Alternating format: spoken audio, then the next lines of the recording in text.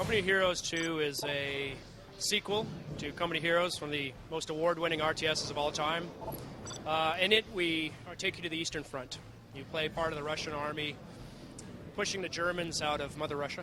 The geographic center of the war was much further east than I think most people realize. And so we take the player to the front where the Germans lost 80% of their combat casualties. We got a brand new graphics engine with all of the 3- and 4-letter acronyms, SSAO, and you know, all these things that really bring the game to life. Really, you know, it's a lot more visually appealing, I think, than the original. We got a lot more color. It's really quite stunning. We also introduced True Sight, which is a very dynamic line of sight system where objects in the world block your unit's line of sight.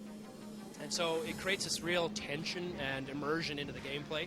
You can't see what your units can't see. And so it's one of the first games, well, first RTS I've ever played where it'll actually make me jump. I'm surprised. I see something I wasn't expecting around a corner. And that kind of gameplay is, you know, it's very emergent, it's very exciting. If you think about the traditional line of sight of RTS games, this perfect circle that units can see. True Sight is very dynamic. And as the battlefield changes, as objects are destroyed or left behind on the battlefield, the unit's line of sight is going to change. And so, you know, all of a sudden now, you know, a house that was destroyed no longer blocks your line of sight, or a tank that is destroyed is left on the battlefield, and units can hide behind that. It becomes like a new machine gun nest, for instance. And so you're constantly being surprised as you move around the battlefield with your units. We've really redoubled our efforts on the AI front as well. You know, it's an important part of our sort of Company Heroes experience. We have thousands and thousands of players online still playing against the game and against the AI, you know, almost 6 years later. And so what we wanted to do was provide, you know, an experience for those players, for those long-term players, that they can sort of grow with. It continues, you know, it's much more reactive. It uses more of the abilities.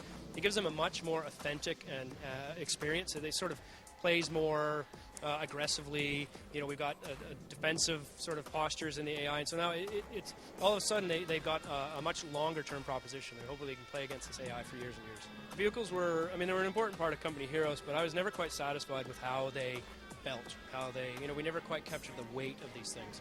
And so that's an important part of vehicles in Company Heroes 2, is to make them feel heavy, massive, sort of with inertia. They make them feel really, really imposing. We talk about, you know, the T-34, for example. It's 30 tons. It's got a 500 horsepower diesel engine.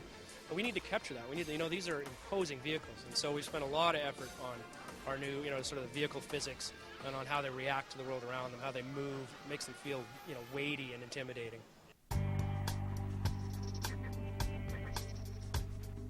You know, it's a new Company of Heroes experience. I think what they're going to do, there's going to be there's changes in the game that are going to make it feel fresh and unique, and it's going to look amazing, but it's going to feel like what they're used to. And we were very, very happy with how Company Heroes played. You know, it has a great tension, great tone, great pace.